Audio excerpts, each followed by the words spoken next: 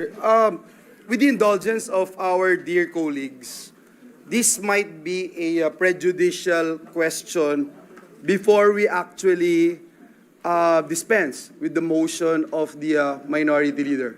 But first things first, Mr. President, let me state for the record this representation's position from day one, Mr. President. The word forthwith, the crossing from 19th to 20th Congress, everything that the minority leader mentioned, Mr. President, ay sinishare ng representation na ito. Kailangan mag-convene ang impeachment court, kailangan magsimula, ngunit naniniwala din po ako, Mr. President, and since day one, when the Senate President made mention about the June 2 schedule, this representation did not oppose nor pose an objection in this August chamber, Mr. President, because I believe what the Senate President is doing. When he extended it to June 11, I don't see any reason, or I would say undue delay, unnecessary delay, etc., because I think all of us here during that time would agree that the trial would commence on the 20th Congress. And having said that, Mr. President, let me just put into the records, Mr. President, our own rules, Mr. President, in the rules of impeachment, Rule 1.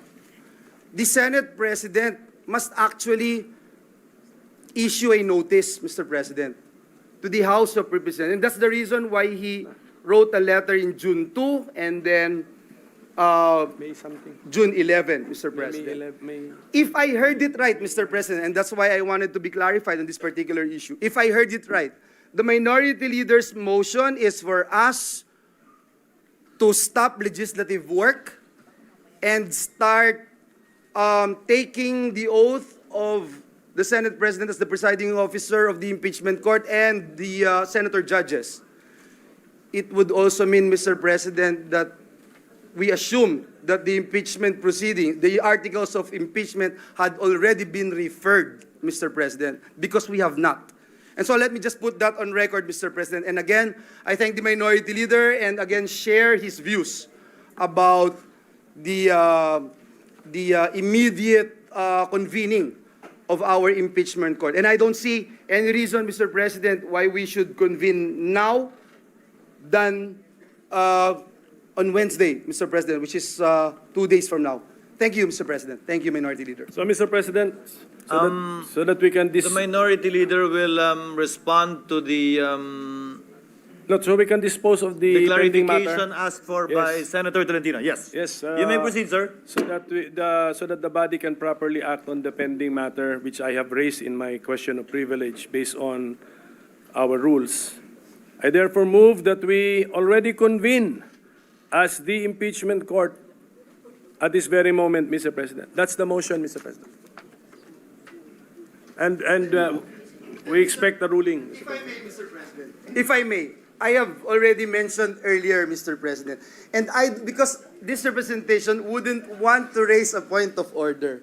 And again, for the record, I share the sentiments of the minority leader. We have the same position as to the convening of the impeachment court. We have the same position as to whether or not it will pass through the 19th to 20th Congress. It's the same, Mr. President. But again, I don't want to raise a point of order, Mr. President. But in our rules, Mr. President, you yourself, in Rule 1 of the Rules of Procedure on impeachment trials, let me quote, Mr. President, when the Senate receives articles of impeachment pursuant to Article 11, Section 2 and 3 of the Constitution, the President of the Senate shall inform the House of Representatives that the Senate shall take proper order on the subject of impeachment and shall be ready to receive the prosecutors on such time and date as the Senate may specify. So, Mr. President, I wanted to find out if the motion of the minority leader will push through, what would happen, Mr. President, if you have not issued any notice, Mr. President? What would happen to your letters na from June 2 ginawa nating June 11? Does it also mean, Mr. President, na baliwala na po ito? So, That is just a procedural question, Mr. President. And again, let me put again on the record that I have the same position as the minority leader, that if we can convene as much as possible, Mr. President, the impeachment court, I would go for it, Mr. President. Thank you. Mr. President, there Before is no, Senator De La Rosa, the Honorable there Pimentel. is no basis to raise a point of order because no provision or section of our rules has been violated. And that factual question from our colleague that the Senate President shall take proper order on the subject of impeachment has been done. There is a letter from the Senate President to the House dated May 19, 2025. Which will be on June 11, Your Honor. No. Hindi na po ito. Ang ibig sabihin lang po nito, itong ating Rule 1 ng ating Rules on Procedure on Impeachment Trials. Sabihin lang ng Senate President sa House that the Senate has taken proper order of the subject of impeachment and we are ready to receive the prosecutors on such date and time that we will tell you. So yun na po yun. So I think this has been satisfied by the does the Secretariat confirm the May 19, 2025 communication from the Senate President to the House of Representatives? Tama po ba?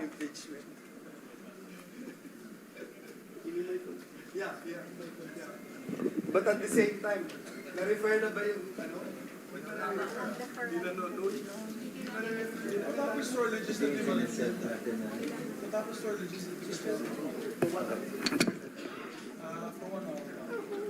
The Secretariat confirms a letter dated May 19, setting the convening of the impeachment court supposedly on June 3, which was later on amended at a later date, setting it on June 11.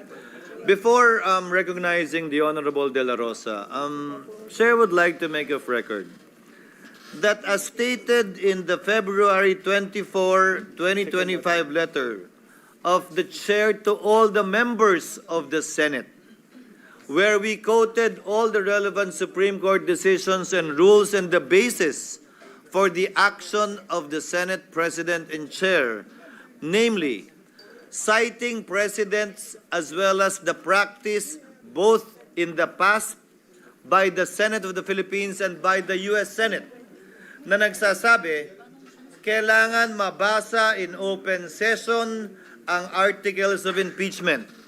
This is clear from the practice in the United States where we lifted, as the gentleman previously stated, more than a majority of our rules, and this was also done in the impeachment complaint.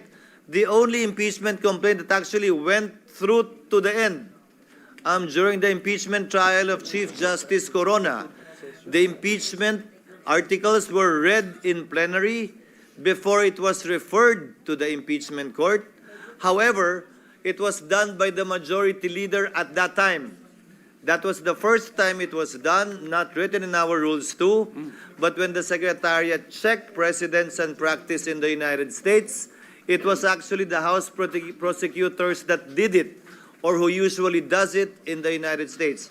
Hence, the notice given for the June 2nd, June 3rd reading by the House prosecutors of the articles of impeachment. Thereafter, that will now be referred to the impeachment court, which will give rise to the creation of the impeachment court, the oath of this representation, as well as the members of the Senate, and the convening of the court to approve its rules and to set the calendar of the court, both either in this Congress or in the next Congress. For the record, as stated by Senator Villanueva, and as I stated, both off the record, meaning in media interviews, that the chair is of the belief that this will cross over to the 20th Congress, very much like the citations given by the Honorable Pimentel, not only because precedents in the U.S. so state, we have our own precedents too with respect to the Senate Electoral Tribunal, where the questions pertain to a term spanning 6 years, which therefore crosses over to the next Congress, despite the fact that the members of the Supreme Court constituting the SET and members of the Senate constituting the SET have been changed in the course of the change of the new Congress. And finally, as a point, Chair also made known its position that as a general rule and as a general principle, the law frowns upon starting something and not finishing it. Tulad na lamang ng mga kaso na kabinbin sa korte, hindi porkit nagpalit ng judge o nagpalit ng mga maestrado ng korte, automatic dismissed yung kaso. Magpapatuloy yung kaso hanggang yon ay matapos. Before recognizing Senator Pimentel, may I ask, what is the pleasure of the Honorable Dela Rosa, who was earlier raising his hand in the middle of the discussions? Mr. President, if I may, just very quick, With the permission Mr. President, of the with the Honorable permission Dela of Rosa, my two colleagues, The Mr. President, Honorable Pimentel, the Honorable very Cayetano, short, Senator Mr. President. Villanueva is Very short. recognized. Thank you very much, Mr. President. Very short lang, Mr. President. Again, I am in the same position of the minority leader, but I just wanted to make sure that we are doing the right thing, the right process, and that we are, because we are men of rules, Mr. President, we wanted to make sure that we are in the right position to do this. The reading and the referral of the articles of impeachment in session, Mr. President, was done during the impeachment of former President Estrada, November 14, 2000. During the impeachment of Ombudsman Gutierrez, it was also referred, Mr. President, in session, during the last day of session, March 23, 2011. In the impeachment of Chief Justice Corona, it was also referred, Mr. President. It's just that, that's why, Mr. President, I just have this belief that we should refer first, Mr. President, before we can make that motion. And I will join the gentleman from the minority, Mr. President. Thank you, Mr. President. Noted. Senator, what is the pleasure of the Honorable Cayetano? Thank you, Mr. President. Mr. President, I just have to be clarified on some points, and this is in relation, of course, to the minority leader, the deputy minority leader, and to our former majority leader. So if I may proceed and just lay out the basis for my inquiry. The gentleman may proceed. Well, first let me start out by saying I pray for wisdom for all of us, and I ask everyone to continue to pray for wisdom for us. I also like to state before I say my inquiry, it's unfair to just blame the Senate President. 23 naman tayong senador eh. Conscious naman tayo lahat nung February 5. Nandito naman tayo, pwede naman tayo mag-object ng, nung nag-adjourn, nung final yan. So, as the minority leader said, nandyan na yan, wag na natin tignan yung nakalipas. Forward na tayo, no? Second, I just want to comment dun sa mga law schools. I appreciate it. And I'm happy they're very active, and I'm happy that they have statements. But may I advise them also to be consistent? Kasi si Congressman Cardema nag-file ng impeachment laban sa Pangulo. Hindi tinanggap sa House eh. Wala naman ako narinig na mga sinasabi na dapat ang konstitusyon masunod at dapat tinanggap ng House yan. So, of course, hindi naman trabaho ng mga law schools na in each and every impeachment case magsalita, pero in a highly charged environment. Can you imagine, Mr. President, during the campaign, sa mismong media interviews ng top news channels natin, tatanungin yung kandidato, pag kayo nanalo, are you for or against the impeachment case? Eh, klaro naman ang sagot doon eh. Ang sagot doon, hindi kami pwede mag-comment kasi magiging judge kami. Pero hindi. Sinagot pa rin ng mga kandidato at tinanong pa rin ng media. Pero kung konstitusyon ang masusunod, ang sagot doon iisa lang, mag-o-oath kami, dapat neutral kami. Eh kaya lang eleksyon eh. Kasi masama naman talaga timing ng pagka-file nito eh. Magpa-file ka during the campaign. That's the reality there. Kaya nga sa US, pagka-jury system, pwede mo i-sequester yung jury eh.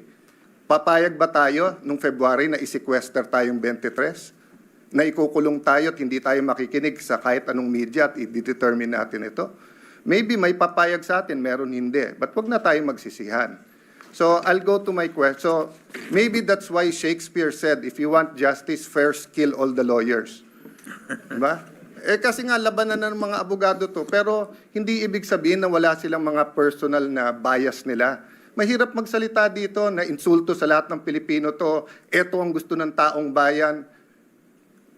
Ang daming lugar sa buong Pilipinas yung Duterte nanalo ang kampanya nila, wag ituloy yung impeachment So, sasabihin ko ba na yun ang will ng tao?